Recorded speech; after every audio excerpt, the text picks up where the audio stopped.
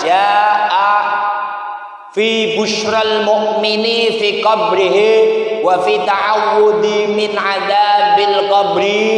Malam ini kita ngaji kitab Mukhtasar Tadhkiratul Qurtubi tentang bab sesuatu betapa bangganya orang yang iman di alam kubur, wa fi ta'awud, dan minta penjagaan dari siksa kubur.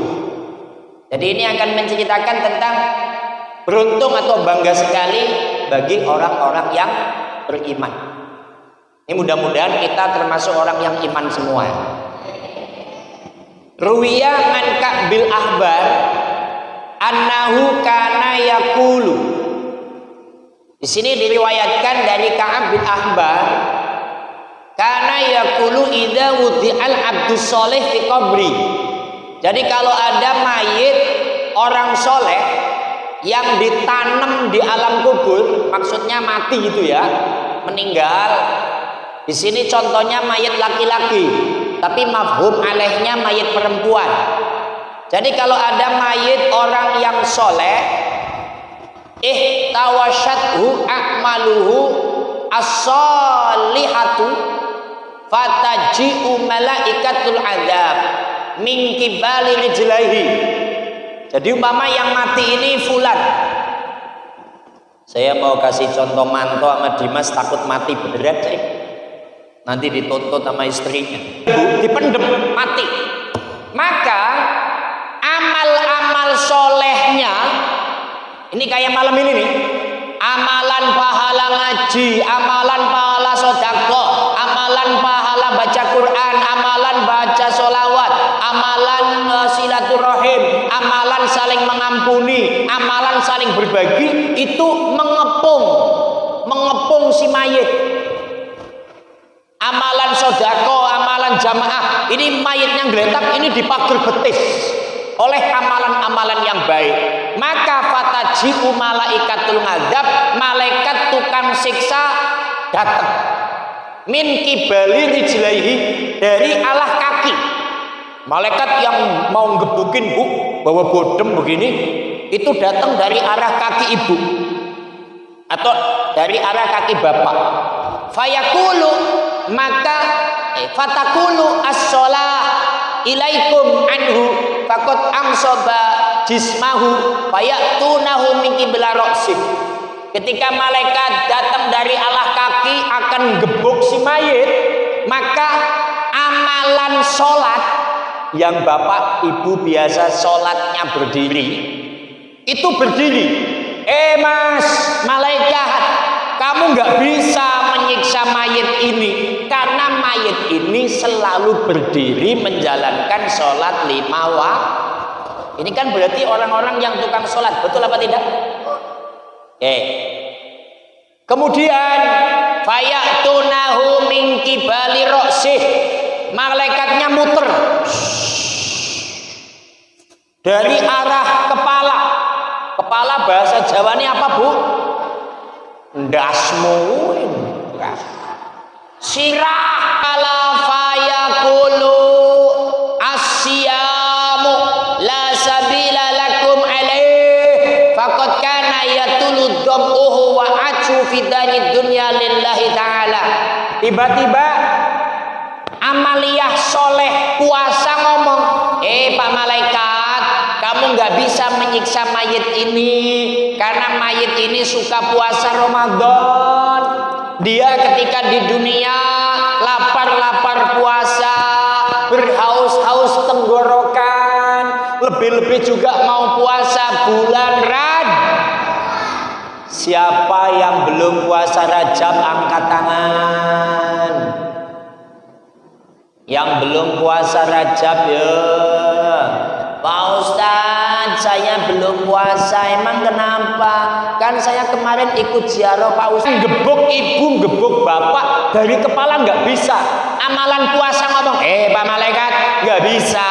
Nyiksa ini nggak bisa. Saya ini amalan puasanya. Maka yang belum puasa Rajab, ayo puasa. Serius, rugi kalau nggak puasa. Saking rugi ini loh.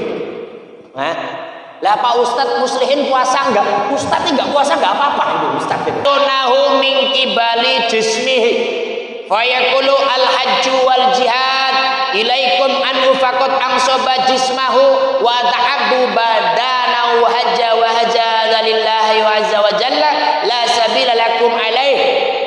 Kemudian mendatangi dari sebelah kanan, Bu, dari sebelah kiri akan digebuk tiba-tiba amalan ibadah haji, amalan jihad. Oke, ibu bapak belum haji, tapi ada amalan jihad. Apa jihadnya? Al jihadu wa mujahadatun nafsi. Jihad adalah memerangi hawa nafsu. Contoh, Rebo malam Kemis, rasanya kok mau ngaji males, tapi tetap berangkat, itu namanya jihad. Malam Jumat, biasanya suami pasti Noel oleh malaikat sebelah kanan, sebelah kiri, amalannya ngomong, Pak malaikat nggak bisa, ini orangnya suka memerangi hawa nafsu. Kemudian fayatunahu min qibali yadaihi fatakulu as-sadaqah kafu an sahibi fikum min sadaqatin qad kharajat min hatainil yadaini hatta waqa'at fi yadillahi ta'ala ibtigha'a wajhi la sabila lakum. Mau gebuk dari arah tangan, Bu, malaikat bawa bodem, ibu bapak mau digebuk lewat tangan kanan, tangan kiri. Ada amalan apa? Sedekah. Pak malaikat, sampean nggak bisa menyiksa mayit ini dari tangan kiri, nggak bisa menyiksa mayit ini dari tangan kanan. Emang kenapa? Mayit ini ketika hidup suka sedekah.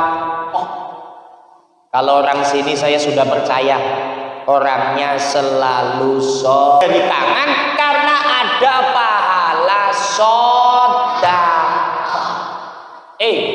Jangan ketika malaikat dari segala arah nggak bisa ngebukin, nggak bisa nyiksa mayit ini karena dari kakinya suka sholat, dari kepalanya suka puasa, dari tangannya suka sedekah, dari badannya suka jihad, dari mulutnya suka zikir, dari jidatnya suka sujud, dari matanya melihat ayat-ayat Allah, dari telinganya suka mendengarkan lantunan ayat-ayat suci Al-Quran. Maka malaikat bingung, malaikatnya ngadep marang Gusti Allah. Qala, ya Allah, kiye kepriben kiye? Saya bagaimana ya Allah? Mayit ini akan saya siksa dari segala penjuru, nggak bisa dihalangi oleh amalan-amalannya. Fayaqulul malakulah. Allah menyampaikan kepada malaikat supaya malaikat menyampaikan kepada si mayit, num hanian tabat hayyan wa mayitan. Tidur aja yang santai, tidur aja tidur.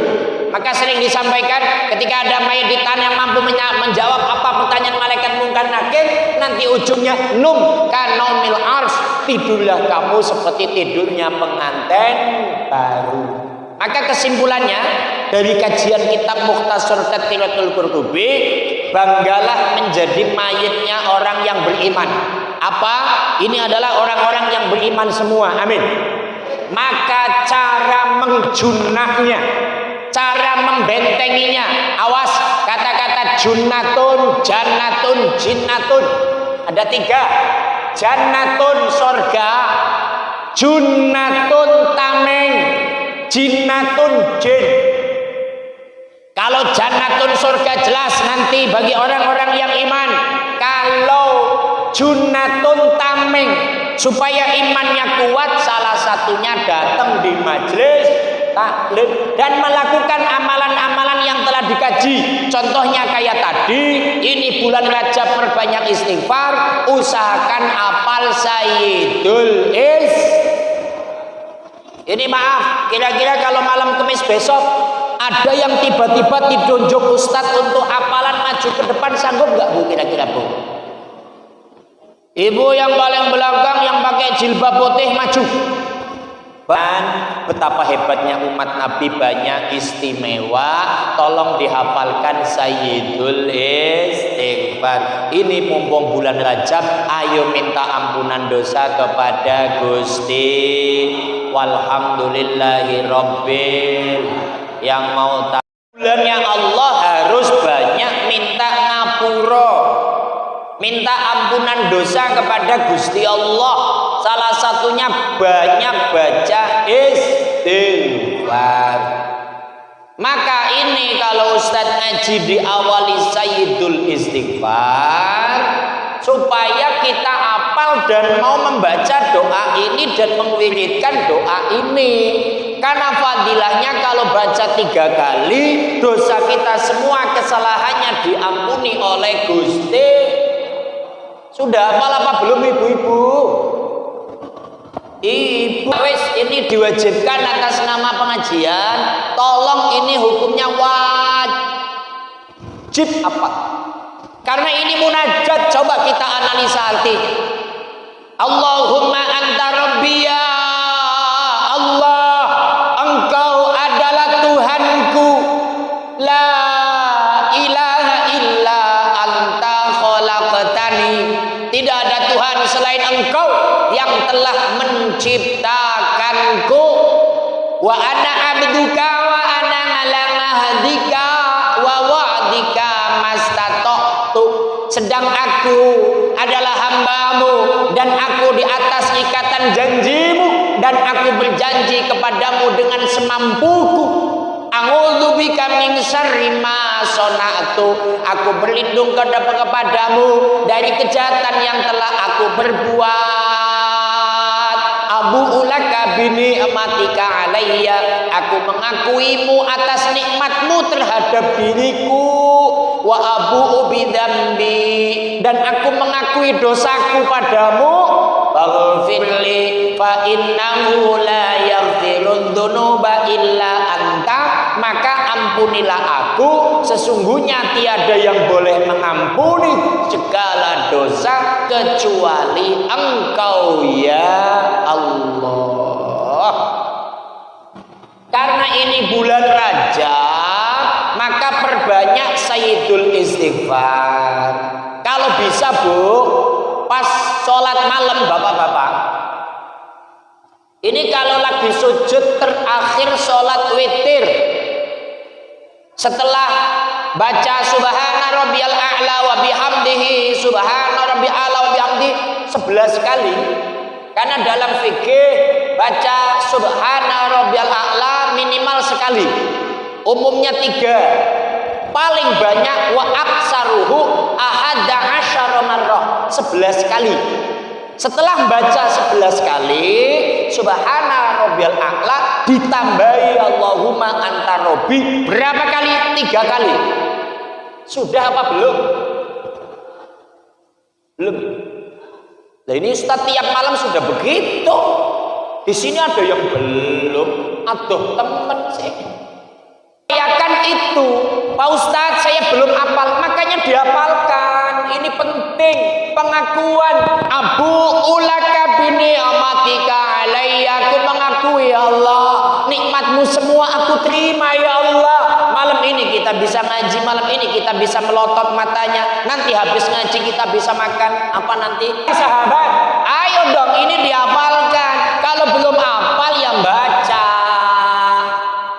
Bagi yang sudah hafal, ayo sujud yang lama, baca 11 kali, baca 3 kali ini. Apa? Kita mengharap ampunan Allah mumpung ini bulan Rajab. Kita baca hadis yang di bawahnya. Ya Ali, ahabbul ibadi ilallahi ta'ala abdun sajidun yaqulu fi sujudi rabbi inni dzalamtu nafsi faghfir li dzambi fa innahu la yaghfirudz dzunuba illa anta. Wahai Ali, Allah sangat menyukai terhadap hambanya jika hambanya sujud sambil doa. Ini loh kata-katanya. Allah suka kepada manusia yang sujud sambil doa. Maka kita lagi sujud doa. yang begitu apal, aqrabuma baina rabbi wal abdi. Ini saya mohon maaf nih, bisa mendekatkan antara hamba dan Tuhannya adalah ketika posisi sujud. Karena apa? Kepala kita yang kita hormati, yang kita hargai selalu di atas. Kalau laki-laki pakai kopiah, kalau perempuan pakai jilbab. Kalau umpama kepala kita ditonyo, kepala kita ditowel, kita akan jawab, hei, hargai saya. Karena apa? Ini difitrai. Betul apa tidak? Jangan kau menghinaku dengan memegang kepala. Tapi ketika sujud, kepala ada di bawah, rata dengan telapak kaki. Yang telapak kaki tiap hari nginjek tai kucing dan kaki. Ketika itulah kita nggak ada apa-apanya di hadapan Allah. Maka ketika sujud harus perbanyak doa. Maka hadis yang ini ketika Kanjeng Nabi menasihati Sayyidina Ali, Allah sangat suka kepada manusia, kepada hambanya kalau perbanyak doa ketika melakukan maka caranya kayak tadi, sujud terakhir subhana rabbiyal a'la wa bihamdihi berapa, Bu? 11. Habis itu baca Allahumma anta rabbi 3 kali. Nah, ditambahi lagi Rabbi inni zalamtu nafsi faghfirli dzambi fa innahu la yaghfirud dzunuba illa. Tambahi itu berapa kali? 11 kali.